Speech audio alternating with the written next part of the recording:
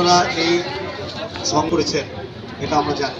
আপনাদের প্রতি অত্যন্ত শ্রদ্ধা এবং বিনয় রেখে আমি বলতে চাই, শামীম ভাই একটু বেশি বক্তব্য রেখেছে, কারণ কি জানেন, ভাবি আস্তে আস্তে এই সময়টাকে শামীম ভাইকে দিয়ে আমি চালিয়ে দিয়েছি এবং অনেকগুলো কথা শুনলাম যেটা বাস্তব।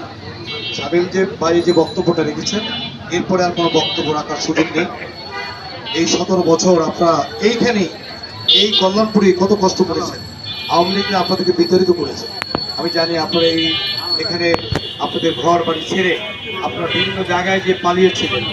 অতএব আপনারাই বলেন, এই আওয়ামী লীগ কি আপনারা জায়গা দিবেন? এই আওয়ামী লীগ কি আপনাদের আপনজন হতে পারে? অতএব আওয়ামী লীগ কখনো কোনো মানুষের আপনজন হতে পারে না। ওরা হলো পশুর চেয়ে খারাপ।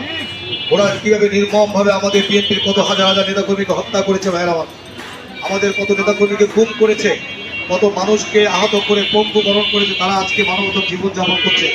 সেই আওয়ামী লীগ এই বাংলাদেশের মানুষের শত্রু ভাইয়ের। অতএব আওয়ামী লীগকে যেখানেই দেখবেন তাদেরকে আইনের হাতে আপনারা তুলে দেবেন।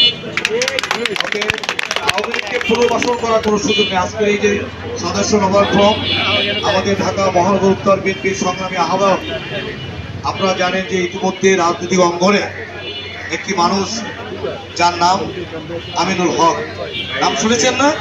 দেখেছেন না? একটা ভালো মানুষ, সব মানুষ, বহুদিন পরে রাজনীতিতে আমরা পেয়েছি।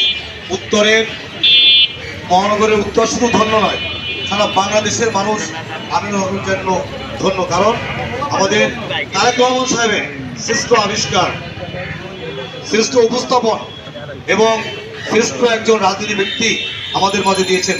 এটা কার উপর? তারেক রহমানের উপর। এবং আমিনুল হক সাহেব আমাদের সেই কাজটি উনি